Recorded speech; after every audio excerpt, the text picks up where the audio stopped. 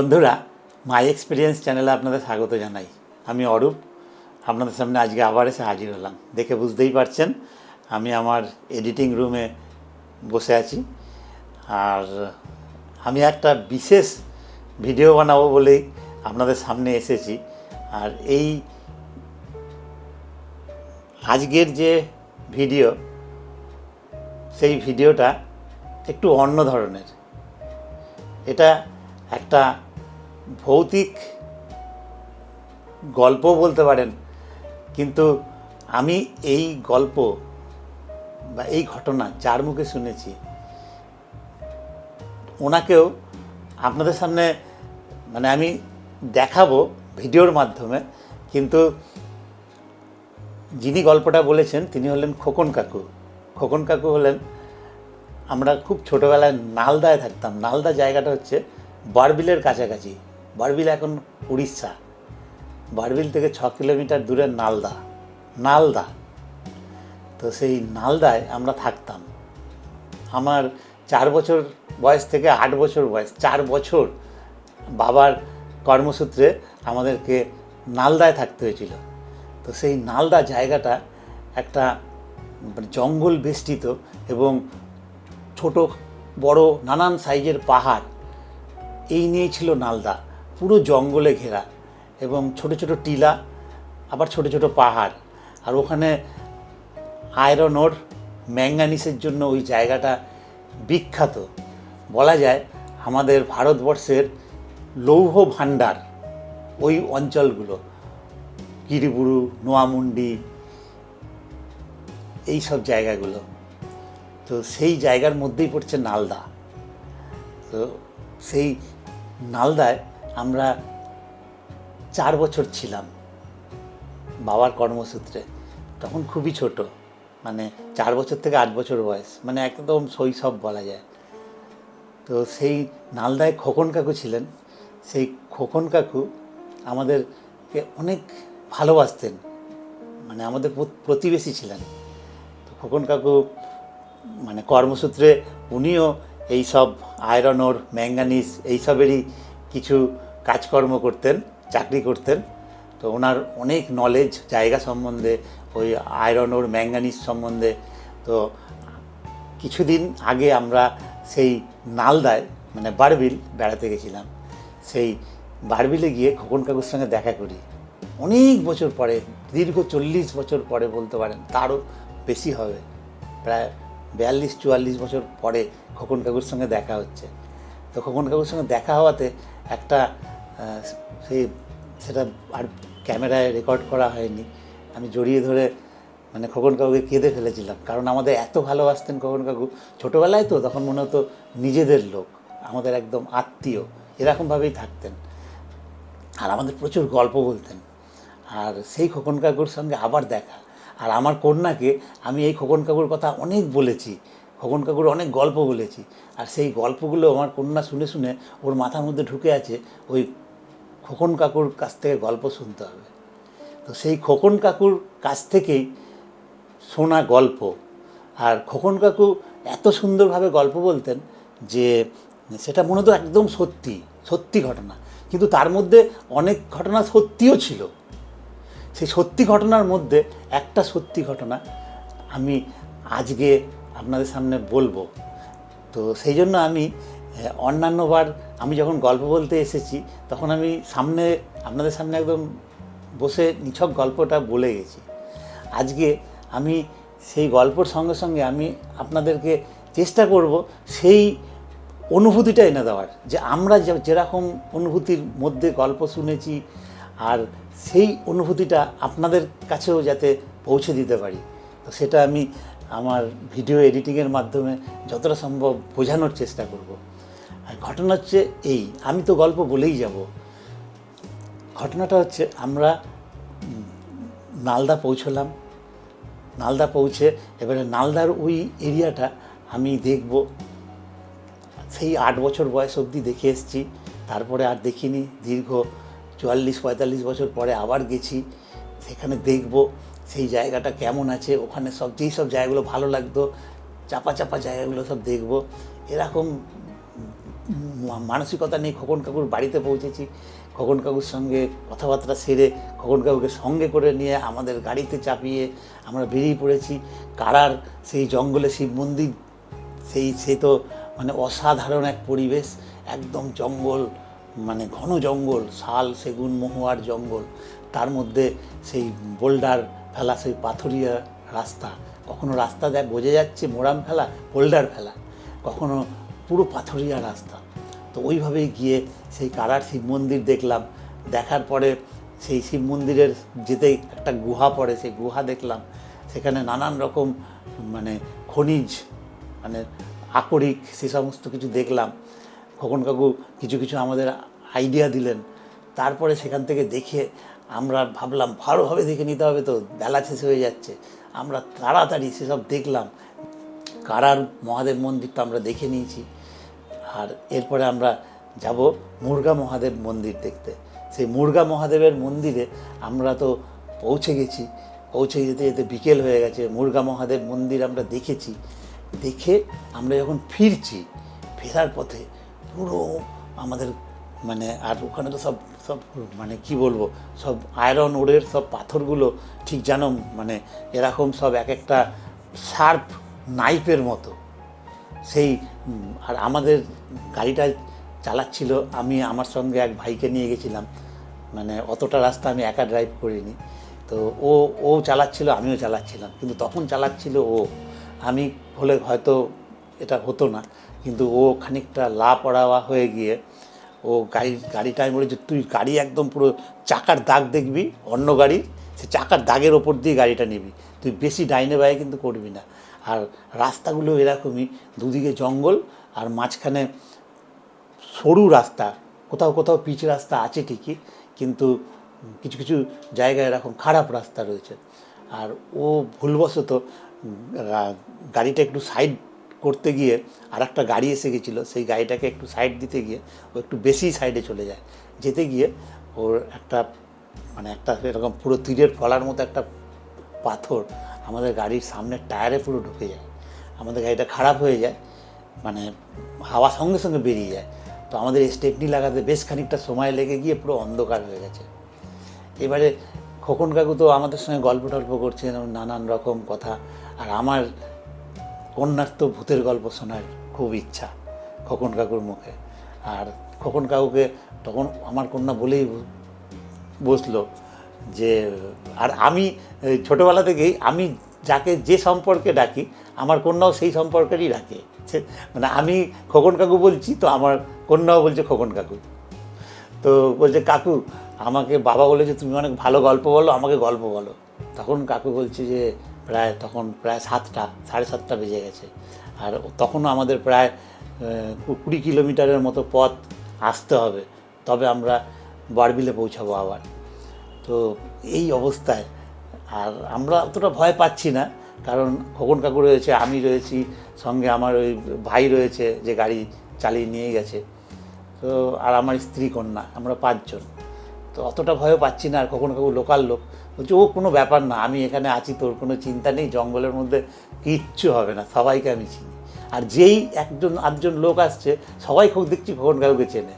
আর খোকন কাকু বলছে, আমি তো এইসব পাথরিয়া এলাকায় এসব খাদানেরই তো লোক, আমাকে আবার কিসের ভয়, আমার কোনো ভয় নেই তোদের। একটা লাঠি খালি ভেঙে নিয়ে আমাদের বললো একটা লাঠি নিয়ে নে, কারণ ভাল্লুক টাল্লুক যদি এসে যায় তাহলে তো সামলাতে হবে না, মানুষ আসবে না, কিছু করবে না, অত ভয় নেই তোদের, জন্তু জানোয়ারের কথা বলা যায় না। তো এই তো আমাদের আরও ভয় পেয়ে গেলাম আমরা। যাই হোক, আমরা লাঠি ভেঙে নিয়ে নিলাম, খোকন কাকুর হাতে লাঠি। এবারে খোকন কাকু তখন আমাদের গল্প শুরু করেছেন বলা। তো খোকন কাকু বলছেন, এবারে আমি বলছি খোকন কাকুর হয়েই গল্পটা, আমি আমার মর্মে নিয়ে নিয়েছি একদম ভেতরে, আর আমার কন্যা এক হয়ে শুনছে মানে গল্প। তো আর আমার স্ত্রী খালি ভয় পেয়ে যাচ্ছে, এইসব কেন, এখন এসব কেন। আমার কন্যা বলছে, মা তুমি চুপ করো। আমার ঠিক আছে কাকু বলো। খোকন কাকু গল্পটা শুরু করলেন এরকম একটা পরিস্থিতিতে।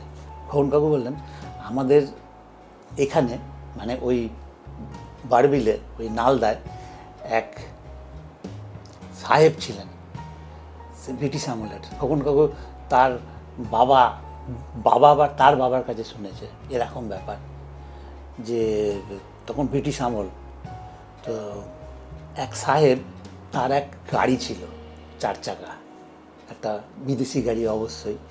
সেই গাড়িটা তার খুব যত্নের ছিল, সেই গাড়িটা সে সবসময় যত্নে রাখতেন এবং সবসময় মুছে টিপটপ করে রেখে দিতেন।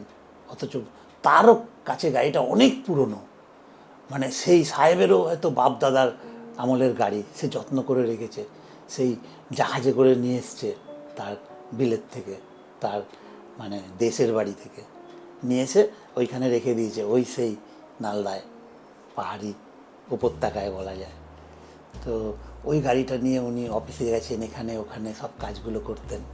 তো এরকম হতে হতে উনি রিটায়ার করলেন, ওনার বয়স হলো, ওনার ছেলে মেয়ে, পরের প্রজন্ম আসলো, তারপরে ধীরে ধীরে ওই গাড়িটা নিয়েই উনি সবসময় থাকতেন, রিটায়ার লাইফ কাটাতেন। এইবারে গাড়িটা নিয়ে যখন রিটায়ার লাইফ কাটাচ্ছেন, এই অবস্থায় হতে হতে হতে হতে ওনার বয়স হয়ে যায় ধীরে ধীরে। তখন উনি, সবাই বলে এই গাড়িটা আর রেখে দিয়ে লাভ নেই, বিক্রি করে দাও, দিয়ে দাও। তো ওই সাহেব তখন বললেন, না, এটা আমি বিক্রি করব না, এটা এখানেই থাকবে। তো সাহেবের ছেলেমেয়েরা আর বেশি কিছু বললো না, ঠিক আছে থাকুক, বাবার স্মৃতি, যা বাবা রাখতে চাইছে থাকুক। তো গাড়িটা ওইভাবেই ধীরে ধীরে ধীরে ধীরে ওই গ্যারেজে রয়ে গেল। আর সাহেবও মানে প্রকৃতির নিয়মে তিনিও একদিন চলে গেলেন, মারা গেলেন। তারপরে গাড়িটা ওইভাবেই পড়ে থাকে গ্যারেজে।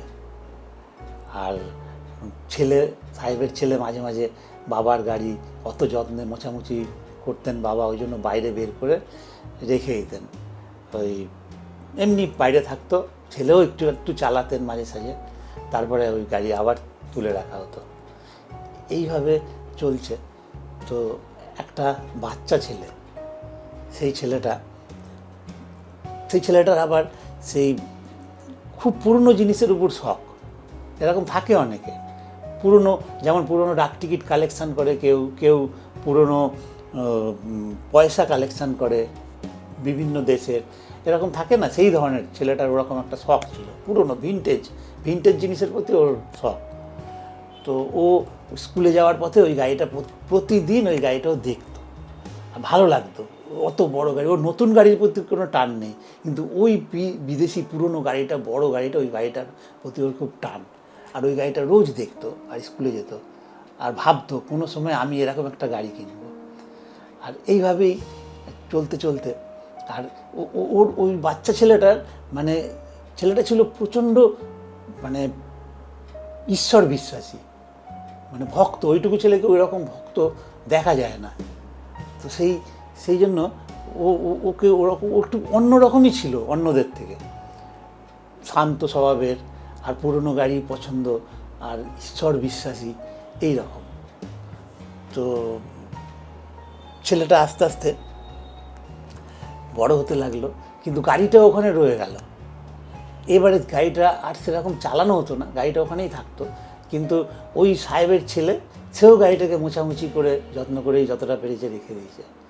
আর এই দেখতে দেখতে ছেলেটার বয়স, মানে যে স্কুলে যাচ্ছিল এক সময়, ওই গাড়িটা দেখে তার এত লোভ, এত তার আগ্রহ, গাড়িটা যদি ওর হতো কতই না ভালো হতো। এই হতে হতে একদিন ও বড় হলো, ও চাকরি পেল, ও একটা সময় আসলো যখন ওই গাড়িটা ওর খুব কেনার আগ্রহ হলো, নেওয়ার আগ্রহ হলো। তখন ও একদিন সাহস করে গিয়ে ওই সাহেবের ছেলেকে বলল, এই গাড়িটা কি তুমি দেবে, বিক্রি করবে? গাড়িটা তো এখন পড়েই থাকে, সেরকম চলে না, সেরকম যত্নও হয় না। আমি যদি গাড়িটা নিয়ে যত্ন করে রাখি, আমি গাড়িটা কাউকে বিক্রি করবো না, আমি আমার নিজের কাছে রেখে দেবো। তখন সেই সাহেবের ছেলেরও কি মনে হলো, ধরো সেও চলে যাবে, সেও দেশ ছেড়ে চলে যাবে বিলেতে, সে আর থাকবে না এখানে, তার সব গুটি গাটি সে এবারে চলে যাবে।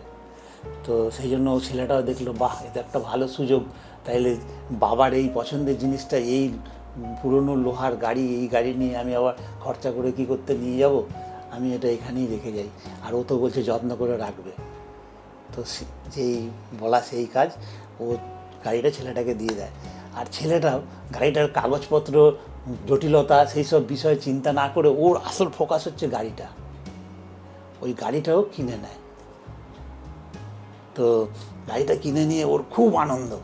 আর কাগজপত্র ওর কি ছিল, ওই ওই সেই কাগজপত্র ওর হাতে দিয়ে দিয়েছে, সেই পুরনো কাগজ, সেই কবেকার, সেই 30-40 বছর হয়তো কোনো কিছুই করা হয়নি, ওরমই পড়ে আছে, সেই কাগজ ধরিয়ে দিয়েছে।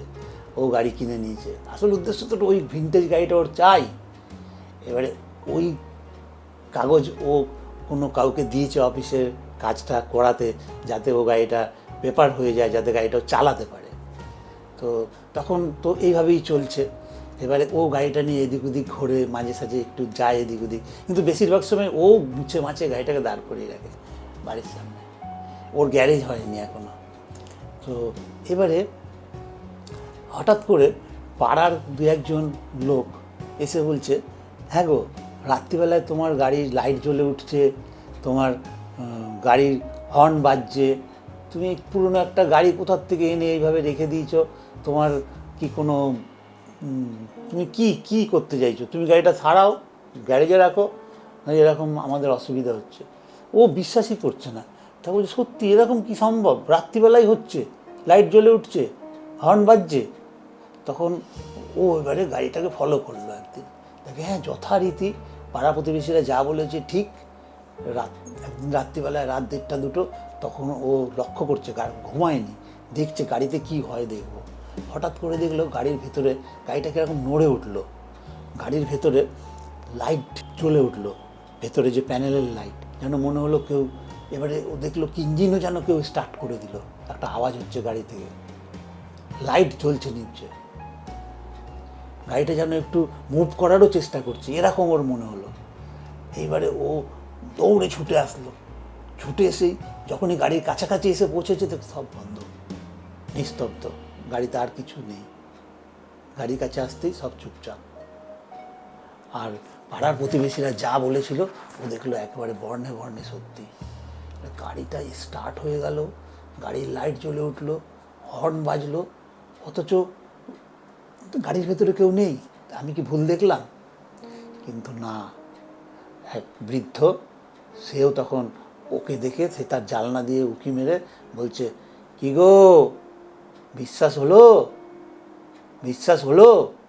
আমি এই জিনিসটা দেখে যাচ্ছি লাস্ট 1 মাস ধরে। তখন না ওর গা থেকে যেন একটা কেমন, ওর খুব ভয় হতে লাগলো। কিন্তু হলেও ও ভাবলো যে যাই হোক, এটা মনে হচ্ছে ভিতরে কোনো শর্ট সার্কিট হয়েই হচ্ছে। তো তখন গাড়িটা নিয়ে ও গ্যারেজে গেল, গ্যারেজে গিয়ে ভালোভাবে চেক করালো, গ্যারেজ ভালোভাবে চেক করে ওয়্যারিং ফোয়ারিং দেখে টেকে দিয়ে ওকে বললো, এবারে নিয়ে গিয়ে দেখুন, আমি সব চেক করে দিলাম, আর কিছু হওয়ার নেই। এবারে গাড়ি আবারও নিয়ে এসে এবার আবার জায়গায় রেখেছে, রেখে এবারে ও ভাবছে গ্যারেজ করবো, গ্যারেজে ঢুকিয়ে পুরো তালা চাবি মেরে দেবো একদম শাটার লাগিয়ে, আর লাইট ফাইট জ্বললেও কারোর যেন কিছু অসুবিধা না হয়, সব ভাবছে। আর তখন হঠাৎ করে একদিন রাত্রে আবার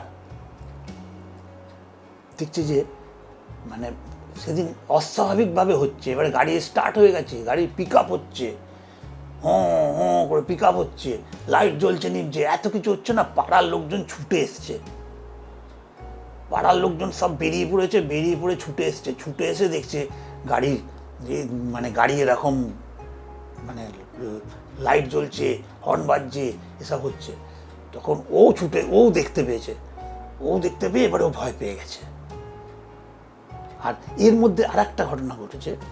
একদিন ও গাড়িটা নিয়ে, সেটা আর ও কাউকে বলেনি, এসে গাড়িটা নিয়ে ও জঙ্গলে গেছে এই অর্থে ও একটা জায়গায় ঘুরতে গেছিলো, মানে আউটিংয়ে, ওর পরিবার নিয়ে 1 নাইট স্টে করবে কোথাও, তারপরে পরের দিন ফিরবে। সেই জঙ্গলের মধ্যে দিয়ে যাচ্ছে, যেতে জঙ্গলের মধ্যে যেতে অন্ধকারে এবার হঠাৎ করে ওদের গাড়ি স্টার্ট বন্ধ হয়ে গেছে। আর ওর সঙ্গে ছিল ওর বন্ধু, ছেলেটার বন্ধু। তো ছেলেটার বন্ধু তখন ওকে বলছে যে গাড়িটা স্টার্ট বন্ধ হয়ে গেল, আর ও চালাচ্ছিল, তো গাড়িটা স্টার্ট বন্ধ হয়ে গেল, আর গাড়িটা কীভাবে এখন কি করা যাবে এত রাত্রে। কিন্তু ওর তো মনে মনে সেই শঙ্কা রয়েছে যে এরকম গাড়িটা সমস্যা হচ্ছিল, ওরও মনে মনে একটা খুঁতখুত করছে। আর ওর যে স্ত্রী সেও বলছে তোমাকে আমি বারবার বলেছিলাম গাড়িটা রেখো না, গাড়িটা রেখো না, সেই পুরনো আমলের কবেকার কোন গাড়ি, সেই ভিনটেজ গাড়ি, তুমি এইসব গাড়ি, ওই গাড়ির মধ্যে কার কী হয়েছে, কী সব ব্যাপার আছে, তুমি এসব না জেনে শুনে এসব নিয়েছো। ওর বউ ওকে বহুবার বলেছে, তো ও বউয়ের কথা শোনেনি। তো তখন এখনও বউ ভয় পাচ্ছে, ও ভয় পাচ্ছে, সবাই ভয় পাচ্ছে জঙ্গলের মধ্যে।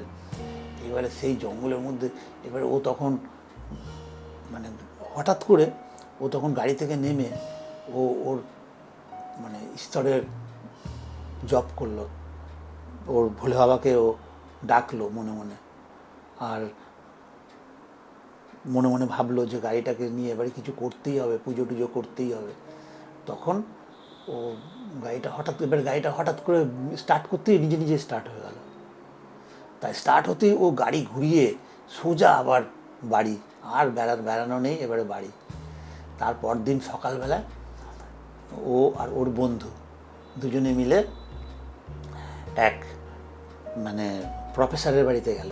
সেই প্রফেসর এইসব মানে ভূত পিশাচ এইসব নিয়ে সে রিসার্চ করে, মানে একটু তান্ত্রিক টাইপের, কিন্তু সে শিক্ষিত একটা প্রফেসর। সে পুরো ব্যাপারটা নিয়ে খুব মানে রিসার্চ করছে। তো সে তখন পুরো ব্যাপারটা দেখে ওদেরকে বলল যে আমি কিছু একটা করার চেষ্টা করছি। তো তখন বলে ও তখন মানে নানান রকম মন্ত্রতন্ত্র পড়ে ওই প্রফেসর ওদের গাড়িটাকে শুদ্ধিকরণ করার চেষ্টা করলো, এবং যা যা বললো পুজো টুজো দেওয়ার কথা সব ওরা করলো ওইভাবেই। করার পরে বলল আর বোধহয় তোমাদের গাড়ির কোনো সমস্যা থাকবে না, গাড়ি বোধহয় ঠিক হয়ে গেল। তখন ও বললো যে তাহলে গাড়ি ঠিক হয়ে গেল এটা আমি বুঝবো কী করে। তখন প্রফেসর বলছে এটা তো এইভাবে তো বোঝা যাবে না, তুমি কিছুদিনের মধ্যেই তুমি বুঝতে পারবে। তুমি গাড়িটা দেখো, বাইরে রাখো, লাইট জ্বলছে কিনা, হর্ন বাজছে কিনা, বা এই ধরনের ঘটনা আর হচ্ছে কিনা, পাড়া প্রতিবেশীরা কিছু বলছে কিনা, তুমি দেখো আর তুমিও ফলো করো। তখনও বেশ কয়েকদিন দেখলো ওই পুজো দেওয়ার পরে আর কিছু হয়নি। ওই গাড়ি প্রফেসর পুজো দিয়ে সেই গাড়িকে দোষমুক্ত করে টোরে সব করে দিয়েছে, কিছু হয়নি। ও ভাবলো হয়তো সব মিটে গেছে। একদিন বিকেলবেলায় ও গাড়িটা নিয়ে ও একটা খুব সুন্দর জায়গা, যে সানসেট পয়েন্ট, সেই সানসেট পয়েন্টটা এত সুন্দর যে ওইখানটা গিয়ে ও মাঝে মাঝে দাঁড়াতো। তো সেই সানসেট পয়েন্টেও গেছে। আর দূরে ধুধু করছে অনেকটা দূর অবধি, পুরো নিচু, খাড়াই নিচু পাহাড়। ও সেই পাহাড়ের টিলায় দাঁড়িয়ে সূর্যাস্ত দেখে। তো ওইখানে ওটা একটা বেশ ভিউ পয়েন্ট। তো সেই ভিউ পয়েন্টেও গেছে, গিয়ে ওরকম সূর্যাস্ত দেখবে। গাড়িটাকে রেখেছে সাইডে, রেখে গাড়ির ভেতরে তখনও বসে আছে। সেই সানসেট পয়েন্টে যখন ও গাড়ি থেকে নামতে যাবে, দূর থেকে একজন চিৎকার করে বলল, দাদা আপনার গাড়ির পেপার রেডি, সাহেবের নাম থেকে আপনার নামে গাড়ি হয়ে গেল আজকেই, এখন গাড়ি আপনার। কথাটা খালি ওর কানে গেল, আর সঙ্গে সঙ্গে একটা যেন একটা ঝোড়ো হাওয়ার মতো উঠলো। আর ও দেখলো গাড়ির ভেতরে কেউ একজন বসে আছে, আর গাড়িটা যেন পুরো নিজে থেকে যেন গাড়িটার সেই স্টার্ট হয়ে গেল। গাড়িটা আবার গড়াতে শুরু করলো, এবং খানিক দূরেই 20-25 ফুট দূরেই ছিল সেই খাদ, যেই সানসেট পয়েন্ট। সানসেট পয়েন্ট থেকে একদম নিচে, বহু নিচে একটা বিরাট খাদ। সেই খাদে গাড়িটা উড়ে যাচ্ছে, আর ও দেখলো গাড়িটা যেন কোনো একটা অশরীরী একটা বিরাট একটা কিছু একটা গাড়িটা এখন জড়িয়ে ধরে আছে, এবং গাড়ির সঙ্গেই সে নিচে পড়ে যাচ্ছে। এবং শেষ পর্যন্ত দেখতে পেলো গাড়িটা নিচে পড়ে একটা ব্লাস্ট হলো এবং আগুন জ্বলে গেল। কিন্তু ও এটা বুঝে উঠতে পারলো না গাড়ি থেকে ধাক্কা দিয়ে কে ওকে ফেললো। তো তখনও গাড়ি থেকে নামেনি, ওই গাড়িটা তো গড়িয়ে নিচে পড়ে গেল, তাহলে কে ওকে ফেললো? আসলে ও ছিল স্বয়ং শিবজির ভক্ত, ভোলে বাবার ভক্ত, দেবাদিদেব মহাদেবের ভক্ত। ওর ক্ষতি কে করবে? ও বেঁচে গেল। গাড়িটা কিন্তু একেবারে ওই সেই সাহেবের আত্মা, সেই সাহেবের আত্মা কিন্তু গাড়ি ছেড়ে কোথাও যায়নি। সেই গাড়িটা নিয়ে একদম চলে গেল নিচে। হয়তো এবারে ওর মুক্তি হলো না, সেই আত্মার, সেই সাহেবের আত্মার। এবারে হয়তো ও মুক্ত হয়ে যাবে। যাই হোক বন্ধুরা, খোকন কাকুর এই গল্প শুনতে শুনতে আমরা পৌঁছে গেলাম আমাদের অভীষ্ট স্থানে, সেই বারবিল আমাদের হোটেলে। যাই হোক, এই ছিল আজকের সেই কাহিনী। সত্যি ঘটনা বলুন, গল্প বলুন, যাই বলুন, সবই খোকন কাকুর মুখে শোনা। যাই হোক বন্ধুরা, এই ভিডিও আর দীর্ঘায়িত করবো না। ভিডিও যদি ভালো লাগে অবশ্যই লাইক করবেন, বন্ধুবান্ধব আত্মীয়জনদের শেয়ার করবেন। সাবস্ক্রাইব করা না থাকলে আমার এই চ্যানেলটিকে সাবস্ক্রাইব করে নেবেন। এবং এই ধরনের এবং নানা ধরনের ভিডিও আমার এই চ্যানেলে পেতে থাকবেন। আমার চ্যানেল তো মাই এক্সপিরিয়েন্স, তাই আমার এক্সপিরিয়েন্সের সব ভিডিওই আপনাদেরকে আমি আমার চ্যানেলের মাধ্যমে শেয়ার করব। ভালো থাকবেন বন্ধুরা, আবার দেখা হবে পরের ভিডিওতে। ধন্যবাদ।